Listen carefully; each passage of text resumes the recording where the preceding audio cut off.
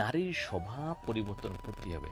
এবং নারীর মধ্যে যদি হিংসা থাকে যে কারো ব্যাপারে, হ্যাঁ আমার সাথে অন্যায় হয়েছে সেজন্য আমি হিংসা করছি, এটাও ভুল। পূর্ব জন্মেরই কর্ম, এটা আপনি পাওনা। আর যদি না পাওনা হন তাহলে আপনি দেখবেন তবু আপনার হিংসা করতে হবে না, অটোমেটিক আপনার জীবনটা চেঞ্জ হবে। যতটা আমাদের ভোগার ততটা আমাদের ভুগতেই হবে, তারপরে আমাদের সুখ আসবে।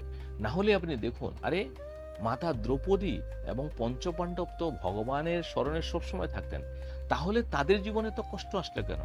তারা 12 বছর বনবাস কেন কাটলো? তারপর এত তো সুখ পেয়েছে। কেননা যেটা আমাদের প্রারব্ধ আছে, যেটা আমাদের ভুগতে হবে, সেটা আমাদের ভুগতে হবে। যা কিছু করে হোক, সেটা না ভোগা অবধি আমাদের জীবনে সুখ আসবে না। সেজন্য যেমনটাই চলছে জীবন, তবু কারোর সাথেই হিংসা করা উচিত না। না হলে কি, সেই পুণ্য আপনার উদয় হতে চলছিল পাপ নষ্ট হয়ে, কিন্তু তার মধ্যে নতুন করে আবার পাপ সঞ্চয় হচ্ছে।